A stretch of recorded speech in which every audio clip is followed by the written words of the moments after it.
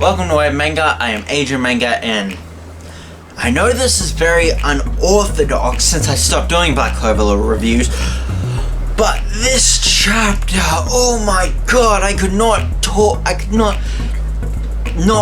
about this chapter. Oh my god, this is all I can talk about with this chapter. Well, I can talk about other stuff, but right now, oh my god, this is a good chapter.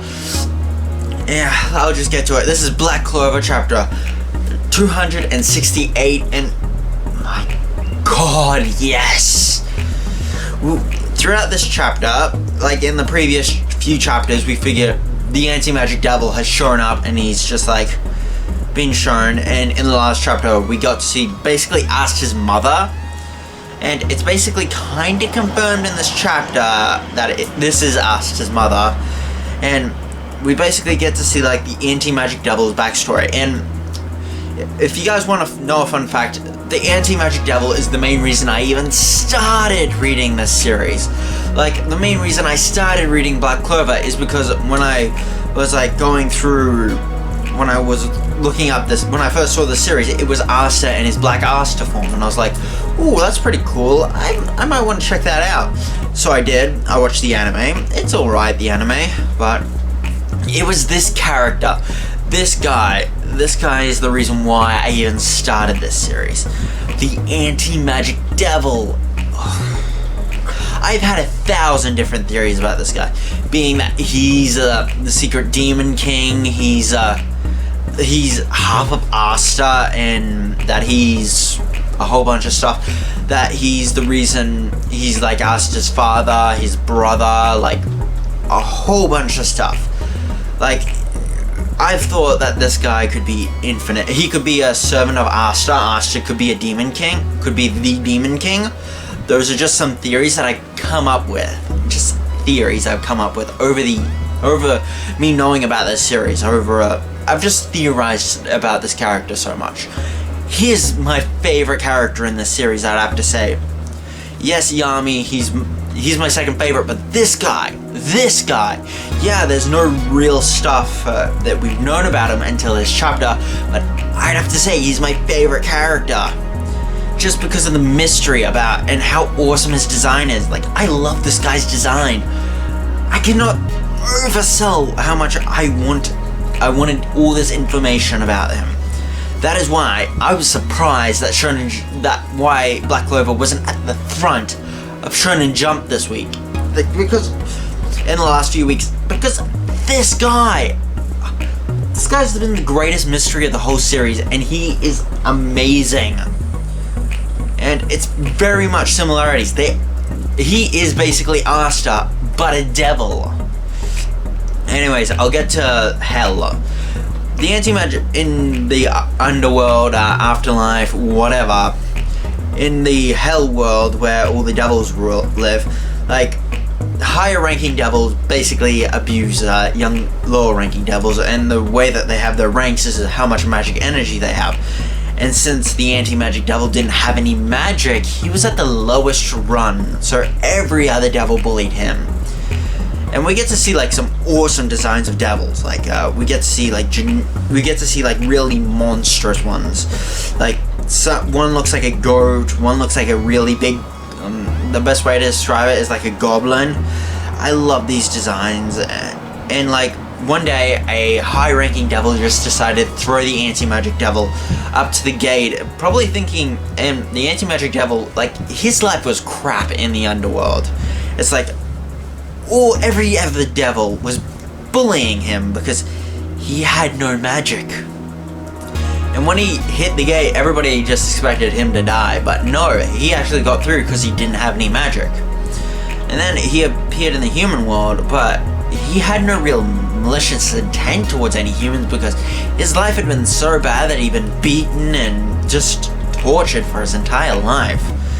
But all the humans were just afraid of him because he was a devil. And everybody sent, like, people called for the Magic Knights just to eliminate this guy because he was seen as such a threat.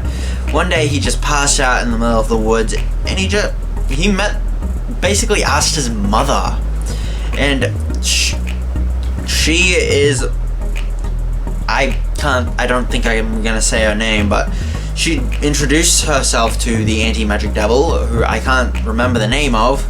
It's translated to mean love, that I know of, but I can't really say the name.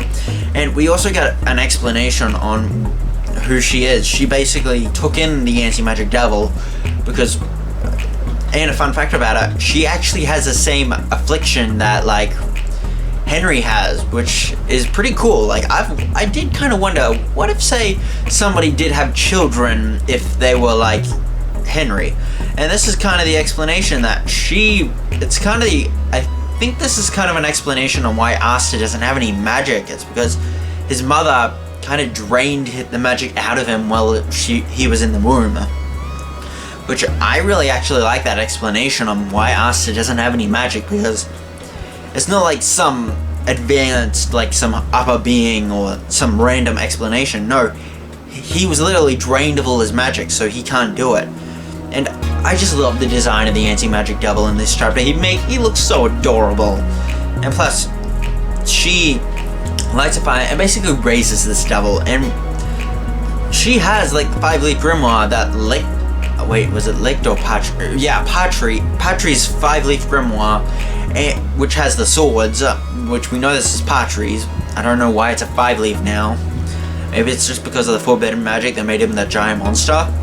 That's the best explanation I can come up with. But, like, the anti-magic devil, like, he doesn't have any magic, so maybe the book had anti-magic and he just adapted his own power to become anti-magic, or he already had anti-magic.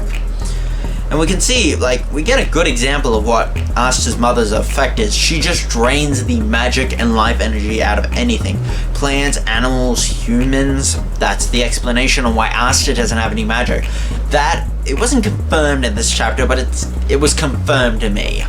That's the reason why Asta doesn't have any magic. His mother drained all the magic out of him while he was in the womb.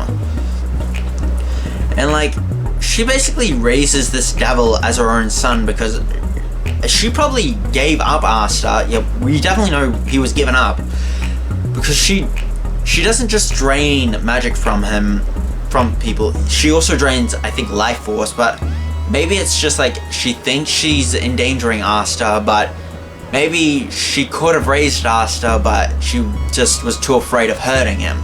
Maybe she gave birth to him and was afraid of hurting him, so she gave him up. That made sense, and I actually like that explanation. She didn't want to hurt her own son. It's not a malicious intent, it's just she wanted a happy life for her son, but she couldn't give it to him. So she gave it up, but she still had that longing to be a mother, so she adopted the anti-magic devil, which I just love this relationship. Like, it's just a whole bunch of panels of them, like, having a good time as, like, a family. And we even see, like, the anti-magic devil, like, he gets clothing.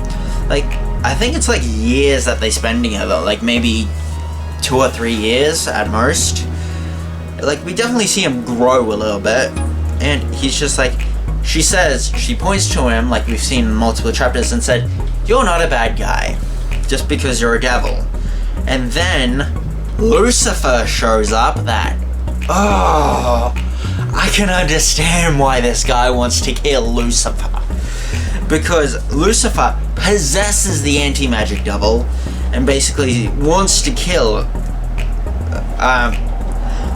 Asta's mother, and being like, because why not just kill her? And he thinks that she's weak, but then she starts draining the magic out of Lucifer, and he starts getting afraid. Oh, screw you. So what he does is just ram an attack right through her chest, and she says, "My beloved son." I think it's Reba? Yeah, Reba. I think his name is Reba. I just remember it. My beloved son. So I believe that, and she also mentions that not again, and we do have a panel of her leaving a basket, so definitely a confirmation that this is Asta's mother. And if you want to go down the line, Asta and the anti-magic devil are brothers. Well, I thought they'd be biological related or some other thing, but I actually like this. They're brothers because Asta's her biological son, well, he is her adopted son, which if he learns that Asta is her son, which I'd be fine with, they'd probably get really close, because it'd be like he's the family that he actually has left. So it would be really nice to Asta. They probably still like have a back and forth, like, hey, shorty, and all that. I kind of like the relationship Asta and the devil kind of have. It's kind of like a mutual relationship. It's not, I could say that it could be parasitic, but it's kind of like symbiotic. Like, the devil gives him magic to defeat these opponents. And I love the anti-magic devil. He hates devils because he believes they're all scumbags. Like, he's against all devils, like even the lower ranking ones. He hates Lucifer most of all. I just love the anti-magic devil. Like, he is my favorite character. Best character. Even though we haven't seen much until this point, I love him. Best character. And he's just like, he just wants to destroy all the devils because he has no good relationship with them. If it were up to him, he'd probably become a human, an elf, a dwarf. He would suit being a dwarf because he's really short, but I really like this guy. And he doesn't care what he has to do. He will take Asta's body, which he'll probably find out that Asta is her biological son. So, wait, if he's brothers with Asta, that means that he would be technically be siblings with Yuno and all the orphan kids. So, I'd love to once they figure out that they'd be considered brothers, I would love that interaction with all the Black Bulls, with every other character, us to being, hey, this guy's my brother now. And they'd be like, what the hell is going on? A devil is your brother? How? I just love this. I hope that it's definitely it's confirmed to me that they're brothers. They're brothers. You can't deny it. They're brothers. They had the same mother, but I believe that they are brothers. I cannot deny how much I love this chapter. It is the best chapter I've had in a long time because it basically explains so much and makes my favorite character in this series just have a big spotlight because I've loved him. I loved his design. I love all the other stuff about him. I especially love his personality. Like, when this gets adapted to the anime, like his voice, it's probably still gonna be, or maybe they'll change it, but I'd love it to just be that voice that they normally do in the anime, like that really deep voice. Because, yeah, he's really big in the anime, but I love it just like, yeah, he's short, but he still has like that booming voice. I just love him. I don't know why. It's unreasonable, but he's my favorite character in this series, and I could not talk about this. So that's basically my thoughts on the chapter. I love this chapter. As you could tell, top chapters I've ever seen. And besides that, that's it. Like, comment, subscribe, share with a friend, turn on notifications. And this is Web Manga. I am Agent Manga signing out.